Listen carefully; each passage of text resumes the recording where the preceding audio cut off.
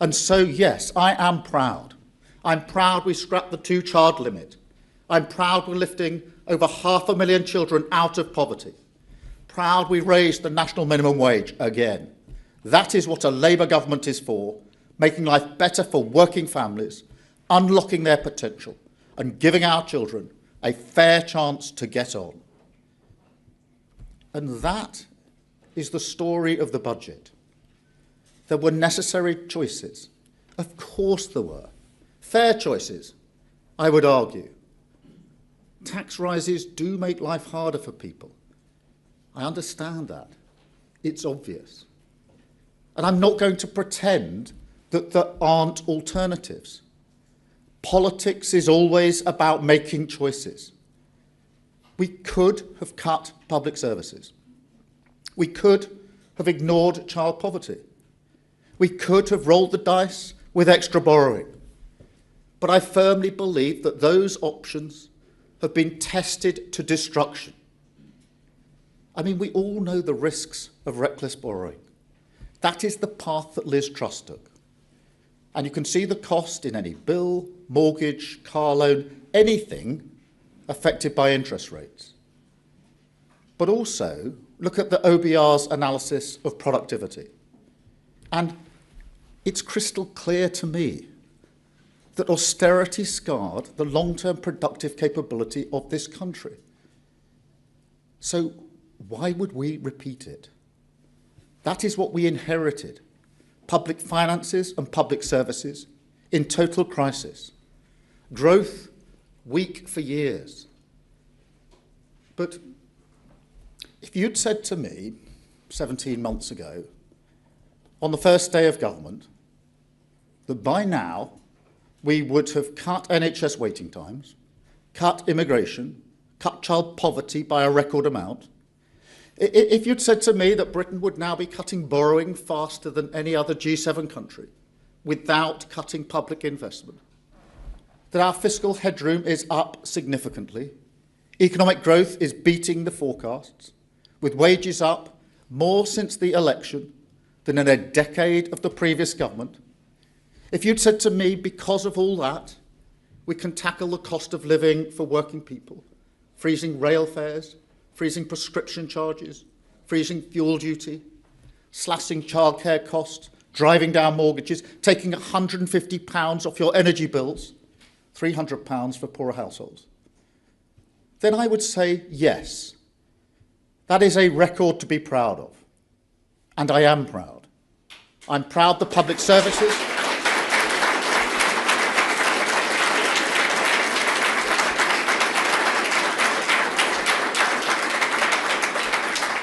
I am proud the public finances and our public services are moving in the right direction because we confronted reality. We took control of our future and Britain is now back on track. And look, I am also confident we have now walked through the narrowest part of the tunnel.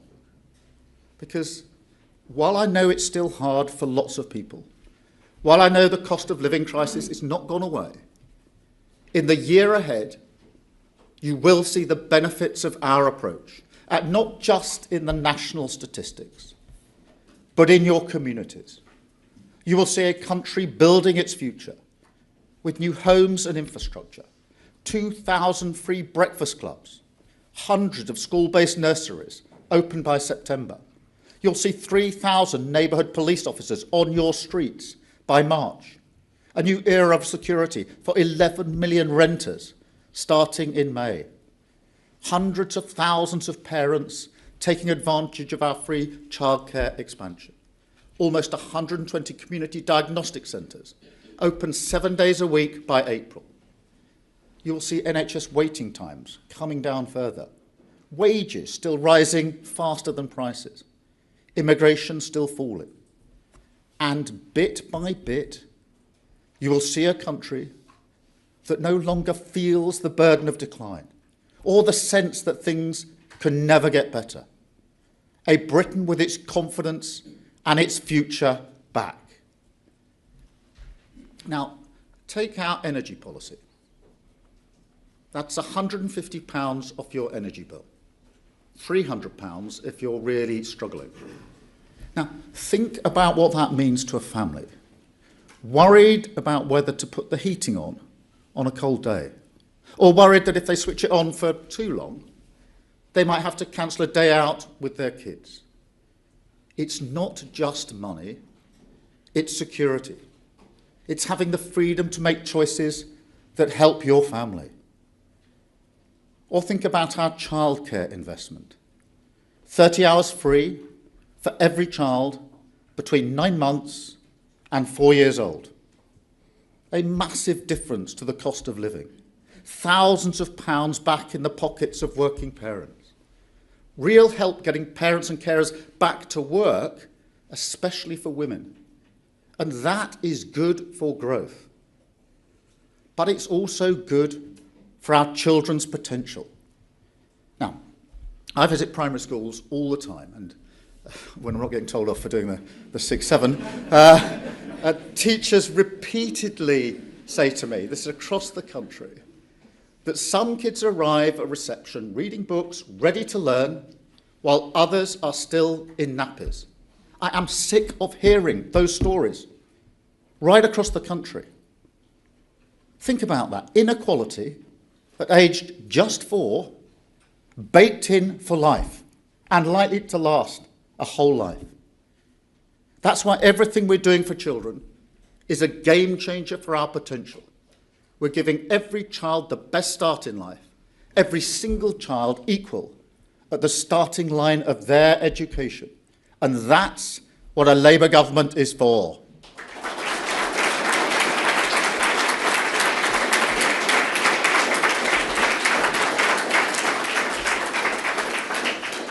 And look, when it comes to economic growth and living standards, we're confident we can beat the forecasts. We've already beaten them this year. We are in control of our future. We've already struck trade deals that are attracting billions of pounds of investment.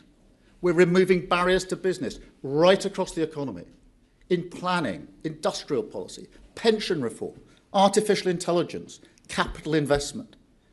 And right at the heart of the budget, we have a package of measures that give the green light for the world's best entrepreneurs to start, scale and list their companies in Britain.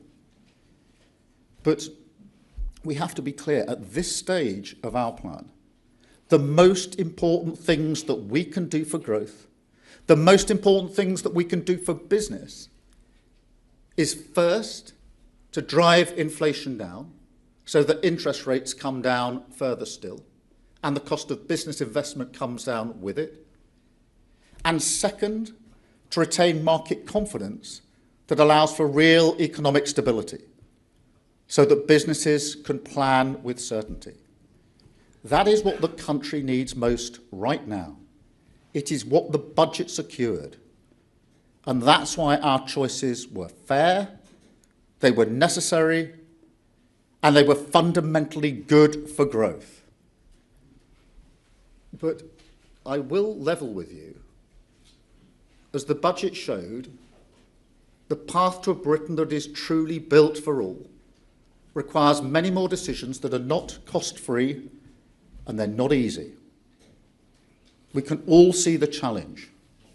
Low productivity, the result of an economy scarred by austerity, by Brexit, and by consistently failing to unlock the nation's potential. So we need a productivity revolution. And as our plan runs to the end of Parliament, I want to set out some of the next steps in our economic renewal so that our progress can be fairly judged. First, regulation. Now, exactly a week ago, John Fingleton reported on our nuclear industry. He found that pointless gold plating, unnecessary red tape, well-intentioned but fundamentally misguided environmental regulations, and, I quote, it's quite a stark quote, he said, a mindset that favours process over outcome has all made Britain the most expensive place to build nuclear power. Now, I agree with him. In fact, I would go further, because the truth is we see that story repeated again and again right across our economy. For years, Britain did not have a proper industrial strategy. For years, it cut public investment. For years, it did not have a planning framework or frankly, a government that would quickly approve new railways, new tram lines, data centres, laboratories, power stations, wind farms, even whole towns. So, guided by a simple truth, that rooting out excessive costs in every corner of our economy is an essential step to cutting the cost of living and creating more dynamic markets for business. We will also clear the path for British business. And therefore, in addition to accepting the Fingleton recommendations, I'm asking the Business Secretary to apply these lessons across the entire industrial strategy. Second, welfare. For too long, our welfare system has trapped people in poverty. And poverty is always a barrier to potential. That's why we scrapped the two-child limit. But we also have to confront the reality that our welfare state is trapping people not just in poverty, but out of work. Young people in particular. And that is a poverty of ambition. And so, while we will invest in apprenticeships and make sure young people without a job have a guaranteed offer of training or work, we must also reform the welfare state itself.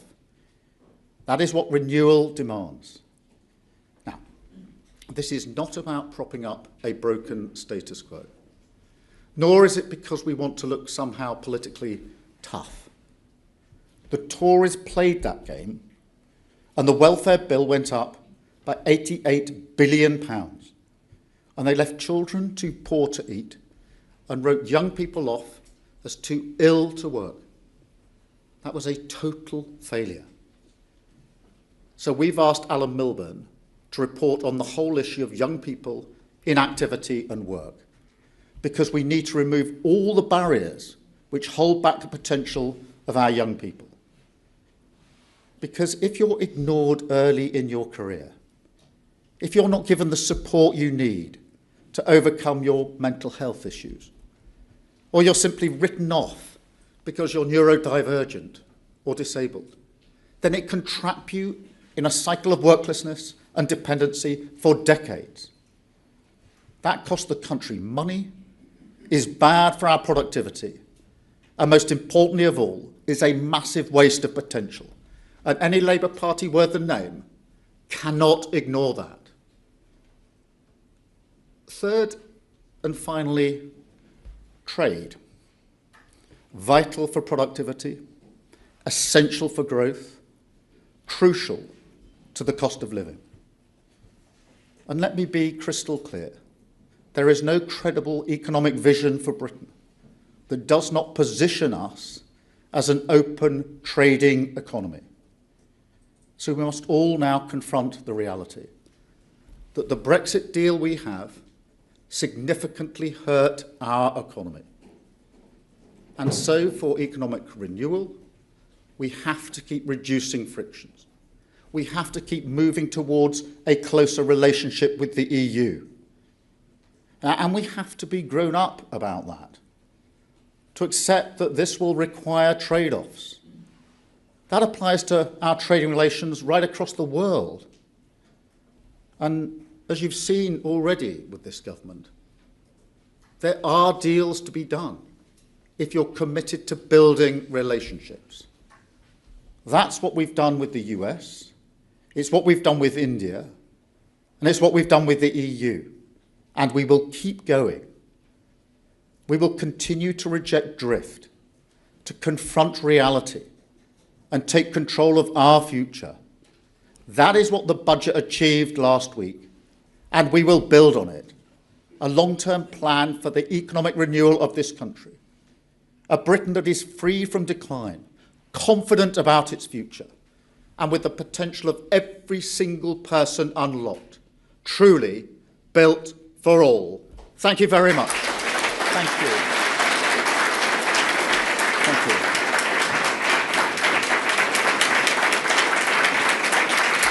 Thank you.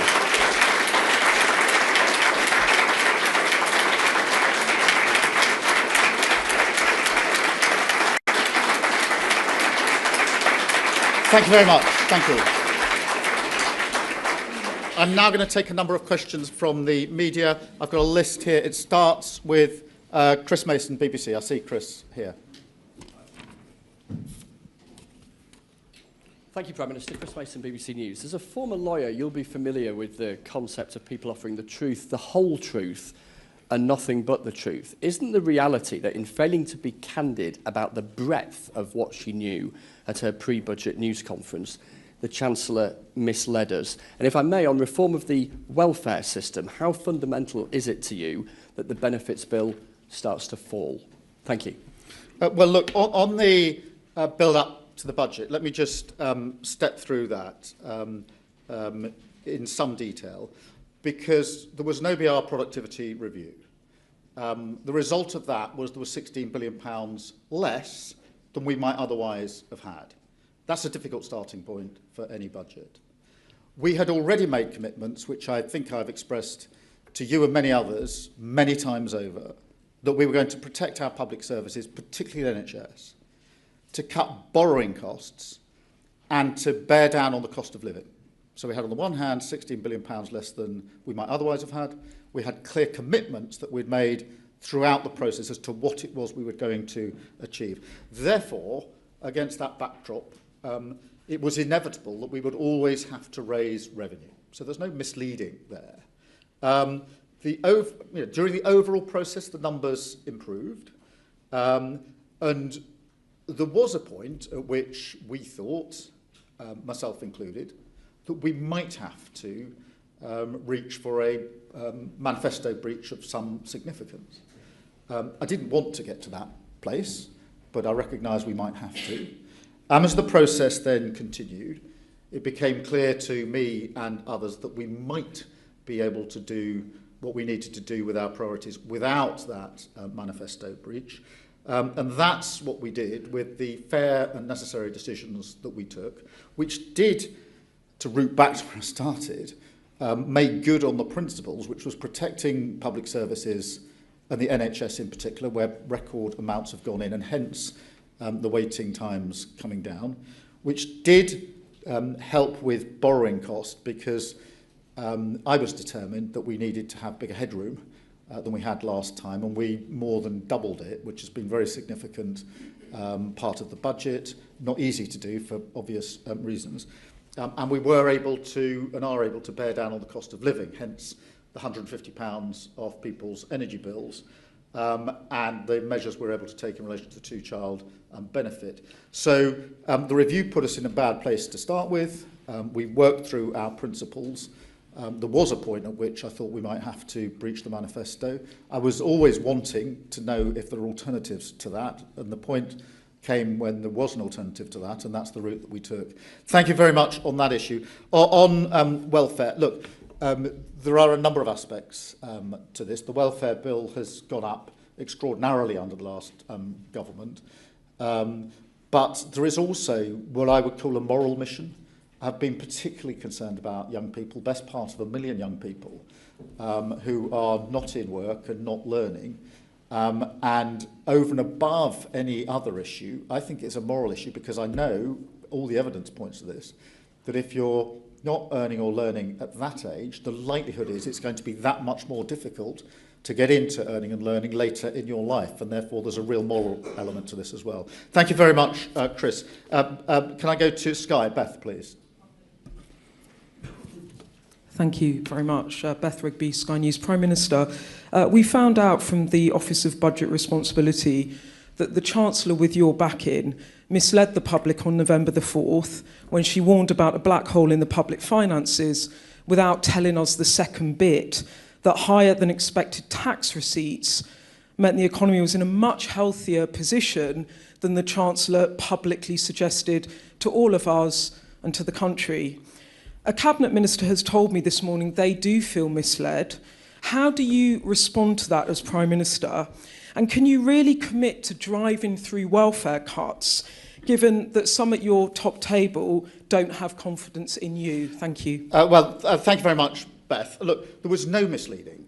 And I simply don't accept, and I was receiving the numbers, that being told that the OBR productivity review means you've got £16 billion less than you would otherwise have had, shows that you've got an easy starting point. Yes, of course, all the other figures have to be taken into account, but we started the process with significantly less than we would otherwise have had. That productivity review or review like that hasn't been done, I think, for 15 years. This is not an annual exercise.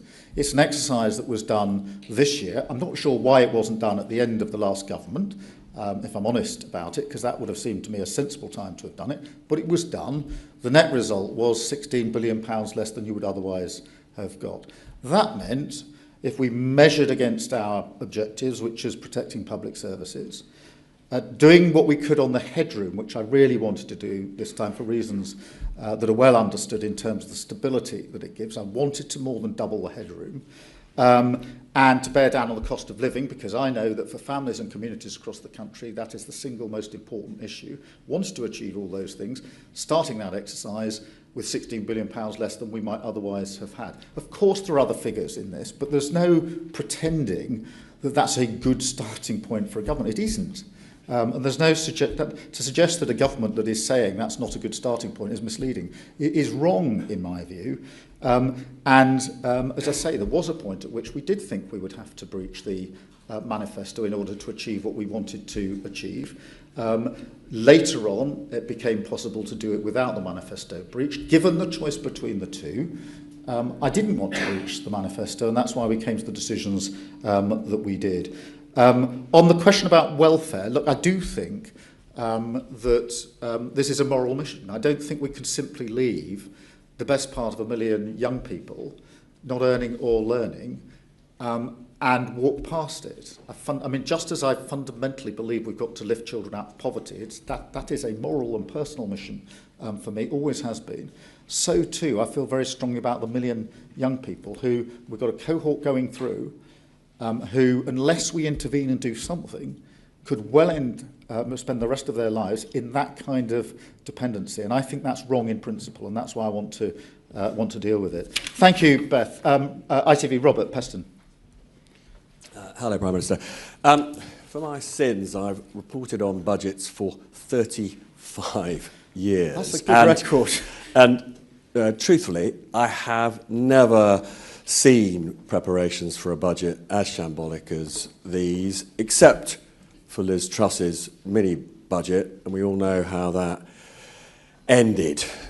Is this the Chancellor's fault, or is it your fault? Well, and just briefly on, you mentioned you want to drive faster on trade. Your current proposals for the EU are not economically significant. Are you going to drive harder and faster in getting a better trade deal with the EU? Robert, let me just deal with the substance of the budget, because it's really important that we focus on that, in my view. We have protected our public services and our NHS. That is hugely important. Our NHS was on its knees after 14 years of the last government. Now we're bringing waiting times down. That is not easy. It requires record investment. It requires decisions to be made, fair and necessary decisions of this government. And I'm proud of that. I'm proud of that. That is an outcome of the budget. We have over doubled the headroom than the headroom we had before. And every business knows that that helps with stability and certainty, which is what they're looking for above all else. And they know that that has an impact on inflation, which impacts them. So I'm proud that we've done that under the budget. And we've borne down on the cost of living. I'm proud that we've lifted 500,000 children out of poverty. I think is abhorrent. I think the idea we've had for the best part of 10 years, that if you have this cap in place, it would have any effect other than dragging hundreds of thousands of children into poverty, has been tried and tested to destruction. The only effect of it was to drag hundreds of thousands of children into poverty. And we're ending that under this budget, and I'm proud of that. I'm also...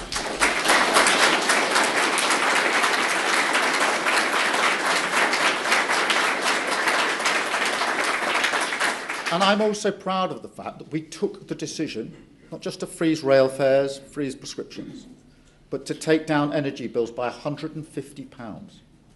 Now, again, in the hospital that we went to on the afternoon of the budget, when we told them that, they broke out in a clap, because they knew what it would mean to them.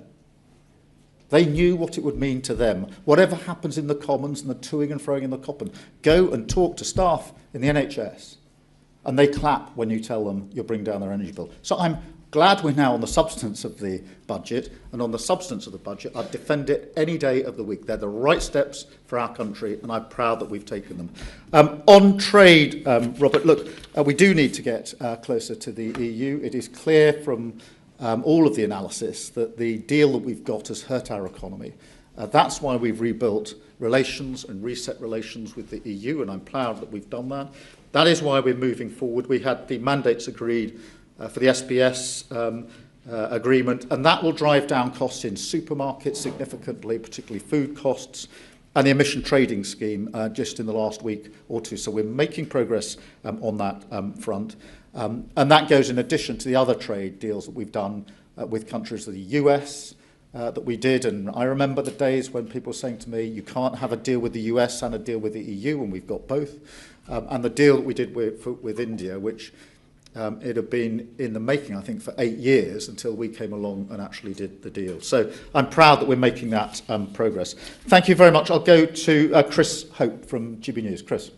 Chris Hope, GB News. Prime Minister, you wanted to tread lightly on our lives before you were elected. You were different from the Tory party, but aren't you exactly the same? From David Lammy repeatedly not being clear about an escaped migrant in the House of Commons, to Rachel Reeves talking about a black hole that wasn't actually there.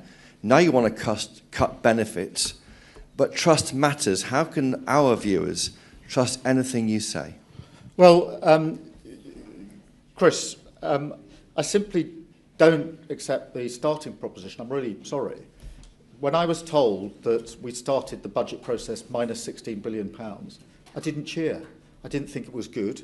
I thought it was a very bad starting position. I was curious as to why the productivity review had been done this year and not previously, but there we are. That's the nature of the beast. It's done, and the price is calculated, and I'm handed the tab, minus £16 billion. Not suggesting the other figures aren't there, but it is not. I won't accept the proposition that somehow this was a good starting point. I'm £16 billion down on what I thought I'd have. And I know the impact that's going to have on your viewers, because I know for them that the cost of living is the single most important issue. I know for them they are going to be worried at the beginning of the month in January, is their season ticket going up? Because they normally get whacked with that pretty early in January. Prescription charges matter to them, and their energy bills matter to them. And there are choices, therefore, that can or can't be done if you start with minus £16 billion.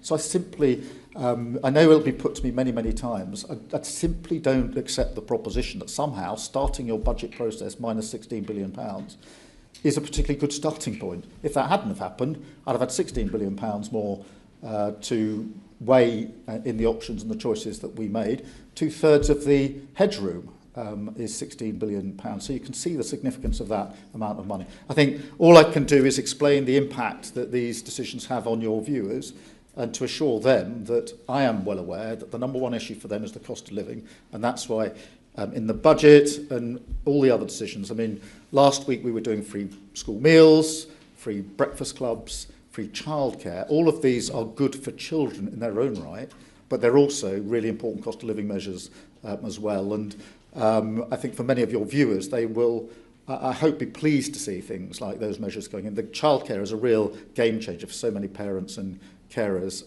across the whole country. Thank you very much, Chris. Aubrey from The Times. Good morning, Prime Minister. Aubrey Allegretti from The Times. Given we now know that actually you had a budget surplus of at least £4 billion before Rachel Reeves gave her press conference, which set hairs running and fueled all this speculation, isn't it misleading of her to have still then not ruled out an income tax rise and only given us one side of the story after she'd been made aware that things were better than anticipated? And do you think that the OBR has overstepped its remit by publishing what forecasts it gave to the Treasury, and when, or actually do you think that having more transparency like that is a good thing? Thank you. Well, Aubrey, I've been through this a number of times. But obviously at the early stage, it's very important not to rule out steps that it's a process that goes on, as you know, for some weeks until the final decisions are made. But to be told at the beginning of the process you're £16 billion worse off than you might otherwise have been is a significantly difficult starting point. We could have made other choices. I could have said, I know we said we would protect the NHS, but I've decided now not to. We're going to cut the funding to the NHS and let it go back to where it was under the last government. I wasn't going to do that. We could have said, well, I wanted to more than double the headroom, but we're not going to do that anymore. I was concerned about that and wanted to make sure that we had a significant headroom for reasons that are obvious to the markets and to business. And we could have said we're not going to bother about any of the cost of living measures. We know it's the number one concern to voters, but we're just not going to do it. I fundamentally disagree with that. And therefore, of course, it was right that we flagged that we started in this position. And my strong view is it would have been wrong to rule out measures that would have to be taken as a result, and in fact were taken, because there were tax rises in the budget, as you and others have pointed out to me a number of times. In relation to publishing the figures, look, that's a matter for Richard Hughes, I think, to explain rather than me.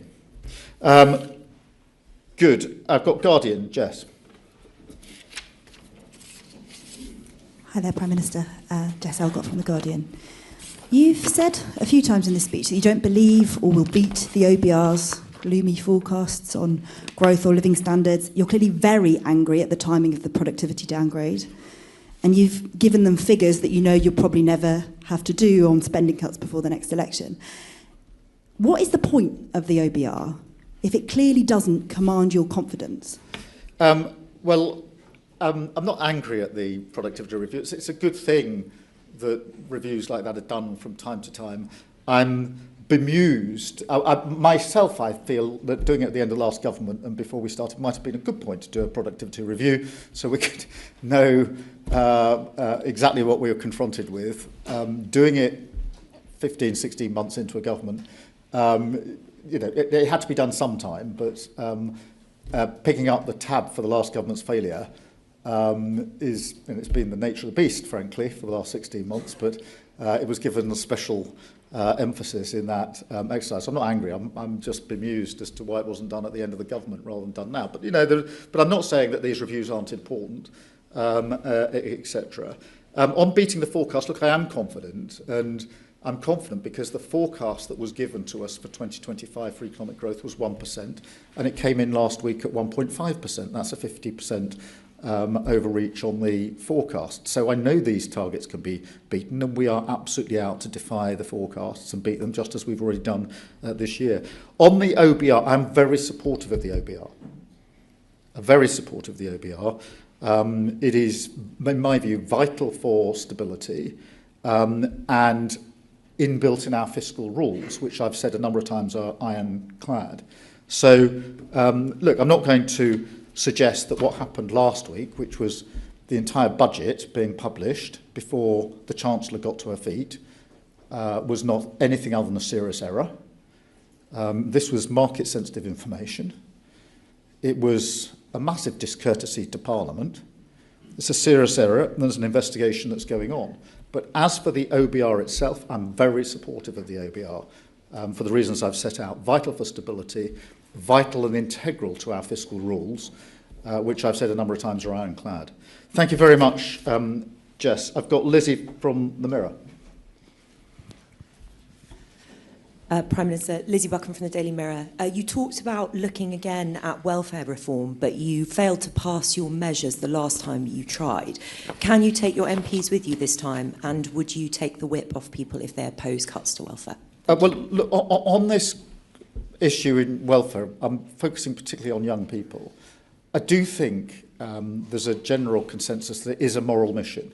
I mean, there aren't many people who are comfortable with, nor should they be, the fact that there's nearly 1 million young people who are, very stuck with not earning and not learning. And my worry, as I say, is that is something that isn't a short-term thing that happens just for a number of years and then it's sort of back into work, back into learning, and everything's fine. My big worry is that all of the evidence I've seen shows that if at that age that's the situation, the likelihood is it's going to go on for decades, and that's going to impact that cohort. I think it's generally, there's a strong consensus that we must do something about that, and we will do something about it. I've got Jack from The Sun, Jack Elson. Thank you, Prime Minister. And just to pick up on a point which Chris made at the beginning, is it your goal that welfare spending by the next election will be coming down and not up? And then just secondly, your Chancellor in the budget and over the weekend says that she was asking ordinary workers to contribute a little bit more. But what is your message to people who aren't contributing at all? Thank you. Certainly in terms of the welfare, but we've got two reviews going on, as you know, the Sims review and the Milburn review. We need to let them complete their course. It is a moral mission. But I've been outspoken a number of times on the fact that the last government lost control of the welfare spending, and like all things, it falls to us to pick up the mess that they have made. In relation to, look, we are asking everybody to contribute a little bit more. I do think it's really important to appreciate with the two-child limit that 3/4 of children in poverty are in working families. It's the working poor we're dealing with here. That is families who are working but can't make enough money from their wages in order to pay their bills and keep their children out of poverty. I think we should do something about that. I think it's the right thing to do for children. I think it's the right thing to do for the NHS. I was really struck spontaneously last week by the strength of feeling in the hospital, that if we were able to deal with child poverty, it would bring the number of children going into hospital down and have a real impact on the NHS budget. And it's not me saying it to you. This is what the first reaction of the staff in hospital was to that effect. And I genuinely think it's really important for the economy. If we want our economy to grow, and we do, we have to ensure that every single person can contribute to that. It is really hard, if you're growing up in poverty, to play your full part economically towards the growth that we need in this country. So for all those reasons, I think it's the right thing to do. I've now got news with Chris.